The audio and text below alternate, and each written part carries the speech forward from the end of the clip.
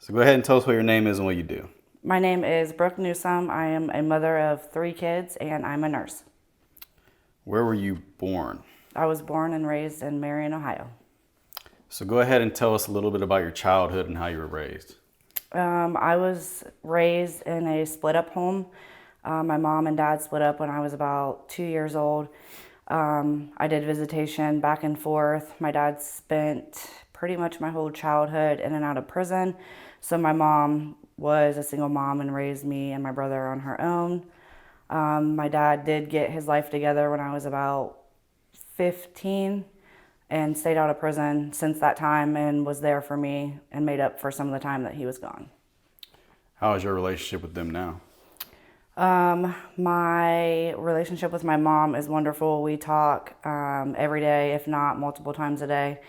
And my dad passed away in July of 2022. And here we are a year later, and I'm a lot better than I thought I would be. How did your dad pass away? He was playing drum corps in Akron for the Bluecoats and went into cardiac arrest and was without oxygen for 27 minutes. And I kept him on the ventilator for 2 days until I got some answers. And then when I got the answers that he had no brain activity, I pulled the vent. So did he have like a history of heart problems or? No, so he did have COVID in January, and when he had like scans on his heart done at the hospital, they said that he had like a 5% loss of a heart muscle, but because he had like Molina insurance, they wouldn't pay for him to go have like the next step done because it didn't meet criteria. So as far as he knows, like his heart was always good. He was a truck driver, like had to get a DOT physical, like no signs of heart issues prior to. So it might have just been complications from COVID? Yeah. And his past life and what he used to do in his younger days probably did not help. Yeah. So how did that affect you mentally after losing your father and then also not having him for such a big chunk of your life when you were younger? So me and my dad always joked around, and I always told my dad, like, if I ever lose you, I probably am going to end up in a psych ward. And I never really knew what the feeling was going to be until the day I got the call, and I rushed out of a 4th of July get together and drove 2 hours away to walk in and see him laying in a bed, lifeless, heart still beating because he's hooked up to the ventilator, but I honestly was a complete train wreck. Me and my kids all were super close with my dad, coached my kids in sports. The time that we did have from about 15 until I was 30, we spent a lot of time together. I mean, he was at my house like almost every day. We cooked food together. Like seriously, it was very rare that I went a day without seeing my dad. So here I am a year later, and I have conquered so many things. I'm doing a lot better than what I thought I would do. I honestly am at the best spot in my life that I've ever been.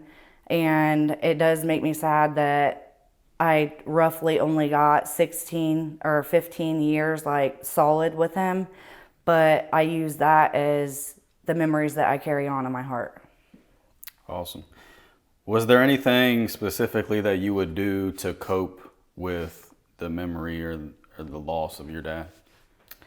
So we had a ton of videos and Snapchats and pictures. Like I have so many of like us interacting and with his voice, and honestly, going back through like our pictures and hearing his voice has literally kept me going. Like I know some people don't even have that, and they're like, I forget years down the road what my parents' voice sounds like. But we took so many pictures and had so many get-togethers that that has kept me going. Like I literally can listen to his voice anytime, and it's like he's standing right beside me. That's awesome. So tell us a little bit about your life now, your career, family, hobbies, stuff like that. So I have the 3 kids. My older 2 currently are going to play travel ball for the first year. My oldest son plays basketball and spring baseball, and then my daughter is going to cheer this year and play fall ball, and then she plays basketball, and then she plays rec spring ball. And then my youngest is 3, so he hasn't gotten into anything. So that's what I do on my spare time. I'm a nurse, I'm an LPN, and I love my job. I absolutely love caring for people, helping them do things that they cannot do or their families cannot do for themselves. I'm actually going back to school on August 1st, and this is the first time anyone's heard it because I have not told anybody. Exclusive. But I just passed my English class today, so I'm ready to take the next step in my career. I've gained a lot of knowledge over the last 3 years of being a nurse, so I think it's time to crush another dream of mine. We're bringing you guys breaking news right now. So what are some other struggles that you guys have, that you've endured throughout your life? So when I had my daughter, her dad passed away 2 months after I had her. That was like one of the first tragic things that happened in my adulthood. I was devastated. Here I am, a mom with already a 15-month-old, and then I had my daughter 2 months later. Her dad passes away, so it was a really hard thing to take in, being so young. How did he pass away? He died in a car accident. Car accident? Mm-hmm.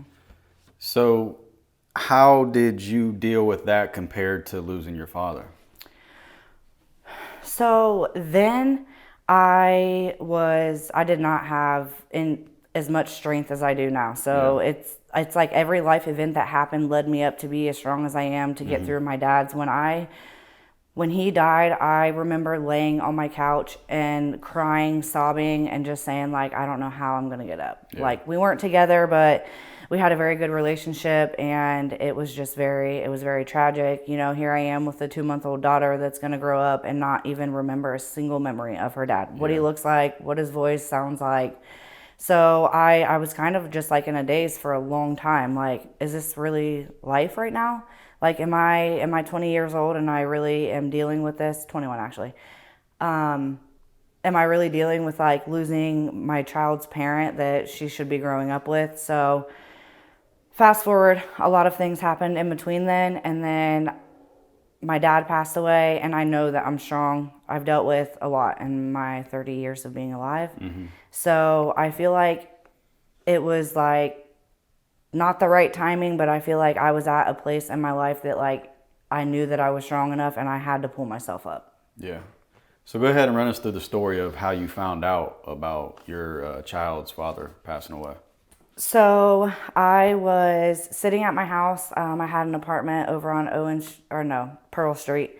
Him and his 2 friends had come over. He dropped some stuff off, ate dinner, and then they went to his other friend's house that he actually passed away too. So they went out to his other friend's house to get something to tow a car back from 33. I think Quentin was coming home from Honda, and his car broke down. So Eric and Jared were going to go get his car. So they came to my house, and then they went to Jared's house, and then they headed out to 33, and they were going down 203 and got hit by a car coming over Keener.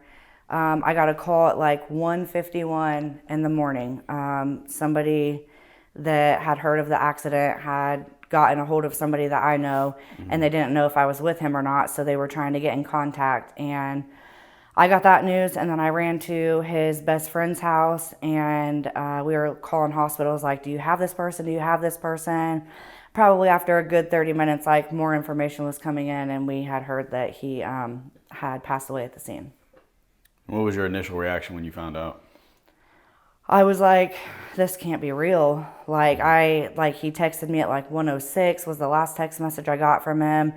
And then I was sleeping, obviously it was late, and waking up to hearing that on my way over to his friends, I was like, this can't be true. Like, this cannot be true. This is not true. Like, he's somewhere. Maybe somebody just got it all confused. I don't know all the details. Yeah. And then once we got like confirmation that he had passed away, it was just like, it was like a stab in the heart. Like, I never imagined raising a kid that is going to grow up, especially a girl, because we all know daddy's girls, mama's boys.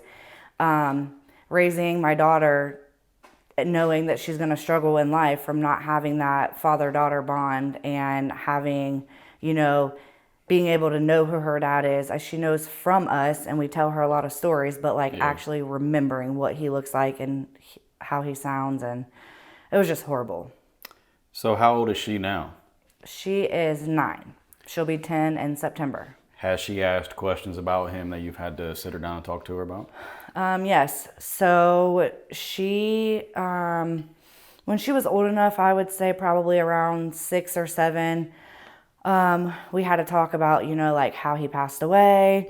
He was killed by a drunk driver that did not have their license. He was actually supposed to be doing a hotel stay in July. The wreck happened in December, so he ran a stop sign, drinking and driving, and fast forward to this year, he actually got released from prison. He got 9 years, I believe, consecutive for 2 vehicular homicides and 1 vehicular assault. So when that time rolled around, I had a conversation with my daughter, just like she's old enough to know, she's very smart, she's very mature. And her reaction was everything that I thought it would be.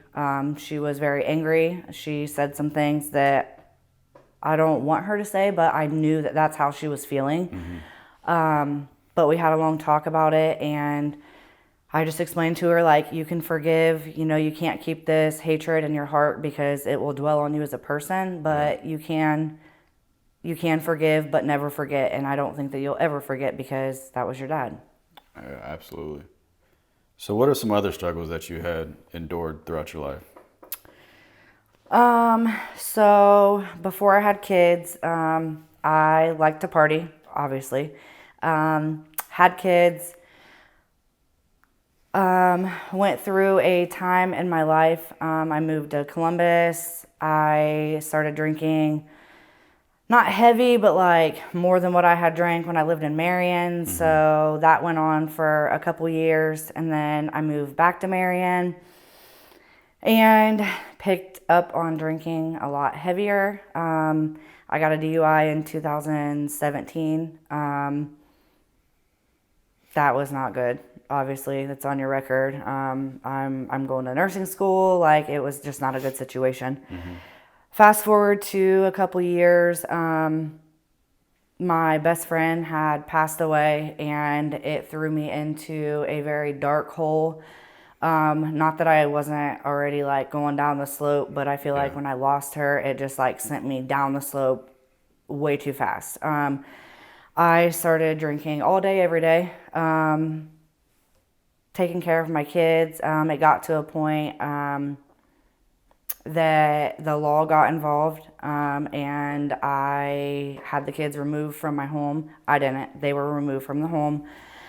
So I was without my kids for probably 2 months. I still had communication. My youngest son was 4 months old. So that was probably the worst thing that has ever happened in my life, mom-wise. Coming home from work and just coming to an empty house is not normal when you have 3 kids. Not being physically able to hold them, hug them, kiss them, cook them dinner. I literally would come into my house and go straight to my bed. So what events caused the kids to be removed? I know that you were dealing with the alcohol issue. Was there someone that seen how they were living and decided to call and have them removed, or how did that transpire, that whole thing? So I was at a friend's house. We were all drinking, and it got to the point to where I had drank so much that like I would just turn angry. Like my mind just would, and my brain would just literally be so altered that I would just get so mean, and I literally have ruined friendships over the way that I got when I drank. So I was drinking at a friend's house, and I decided to drive me and my kids home. I made it home, went inside. Everything was fine, but it wasn't fine because at the time I was very angry that my friends that cared about me had called the dads of my boys, and that just transpired, and the law got involved. Children's Services got involved, and they came and evaluated. I actually got arrested that night for disorderly conduct, and the kids had to go stay with their dads, and I had to complete everything that I needed to complete through the courts and children's services before they would allow my kids to come back to the house. So do you think the amount of people that you lost to death had a big impact on you becoming that fond of alcohol? I do. I have lost a lot of people to death for various reasons, and I guess that coping with like death after death, I was just trying to be numb because it hurt so bad, and I was distraught. Like, how is this fair? Like, I feel like my life is not fair. Why do I keep losing people that are so close to me? Like, I don't deserve this. So alcohol just numbed me. Like, it puts you out a whole nother state once you get to that point. But ultimately, it's not a good choice. If you had to estimate, how much would you drink in a day? So I was probably drinking, at my highest point, I was probably drinking like a whole fifth of Smirnoff vodka to myself, which is like the $15 bottle or something. Yeah. And how did that make you feel, knowing that you had 3 kids and coming to a home with them not being there? How did that make you feel? It honestly like opened my eyes. Like I said, at the time I was very angry. I'm like, how can my friends do this? Like, that's horrible. You should never want to do this. Like, I'm never going to be able to be a nurse now. Like, it was just a whole lot of emotions. But as time went on, like, I am very thankful. It was horrible. I literally could not even eat. I couldn't do anything. I was still going to work because I knew I had to. But I would come in, all the lights would be off. Like, it was like walking into a black room, and even if you turn the lights on, like, you still couldn't see through, because I was just like in a daze, like, this is not real life. Like, I've never been without my kids at all. Like, I've always had my kids, you know, they go to their dads on the weekends, but like, I'm their mom, and I've let every single one of them down now. So have your kids ever asked you why they got taken out of the home? So the older 2 were old enough to understand what was going on, and we have talked about it, and we've had many conversations of everything that was going on, because I was very truthful with them. I never wanted to hide anything, and with everything that they've seen, like being taken out of their home, you know, not being able to see me, talking to me on certain limitations. We've had many conversations, and they've even told me that over the last 4 or 5 years that they are proud of me, because at one point, like, they didn't know exactly what was going to happen. And then they got taken, and that's probably what was going through their mind. Yeah. The baby, not so much. He was only 4 months old, so he probably doesn't remember. But the older 2 and me have a really good relationship, close relationship. We talk about a lot of stuff, so they see where I've came from and where I'm at now, and they really are proud. That's good. So what do you think that it was that caused you to turn your life around and get back on the right track? So I would say I've always wanted to be a nurse my entire life. My grandma was a nurse. I spent a lot of time with my grandma growing up. Yeah. So till this day, there's no other job that I could even say, like, if I'm not a nurse, I don't know what I would do. Like, it has been my passion since I was young. My career passport in 12th grade was, I want to be a nurse, and here I am, 30, I'm a nurse. I'm going back to school to be an RN. So my schooling was huge. I have 3 kids. I knew at some point, I knew what I had to do to get them back and change my life around. But I feel like I needed that face plant down to smack reality back into me, because I was not in a good spot. And I don't know where I would be, if I would even be here, if I would have continued the lifestyle I was living. So looking back at it now, from where you are, would you have considered yourself an alcoholic? For sure. Yeah. So what would you say to someone growing up, dealing with the loss of a parent, dealing with the loss of one of their best friends, dealing with the loss of one of their child's father, or their child's father? What would you say to somebody growing up dealing with all those things, and they feel like they're alone going through it? What would you say to them? I would definitely tell them to talk to people about it. Don't try to hide it, because when you can it up, that's just more that you're dealing with inside, and ultimately that's going to make you drink more. If you're already dealing with a lot of emotions with things that have happened in life, and then you're canning up your own thoughts because you're afraid to go out and talk about it, definitely talk to somebody. Hobbies. So like I literally didn't do anything. I would go to work, pick my kids up, come home, and then that would be the end of it. But since then, especially after my dad passed away, I started hitting the gym really hard. My dad always told me that when I was ready, that he knew I would do it, and he never wanted to say like I was big because I'm his daughter and he loves me anyways, but let's be real, I was big. So once my dad passed away, I started working out really hard in September, and it was a struggle at first, and I pushed through all the hard times, and here I am today, and I've lost a total of 52 pounds, and I still go to the gym, and I love the gym. So hobbies really do distract your mind from like wanting that. Like I don't think like every day after I come home from work, like I'm gonna drink. That has been out of my mind. Like I knew when I made the decision, like, okay, so you really need to turn your life around. Right. Hobbies and like surrounding yourself with good people is a really good one. Like you need to be around good people that support you and that are always going to have your back, which I have a good group of girls that I've been friends with since elementary school. And honestly, without them, I don't know that I could have made it to where I am today. Absolutely. So a lot of the things that I asked you guys to come on here and talk about is super sensitive, super personal. It's not easy for you to get on here and make yourself vulnerable. You got on here and you talked about losing your kids because of your alcohol addiction.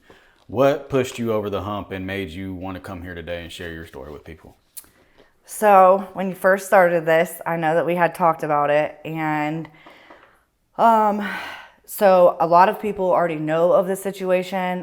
Probably don't know like the details about it, but I know a lot of people.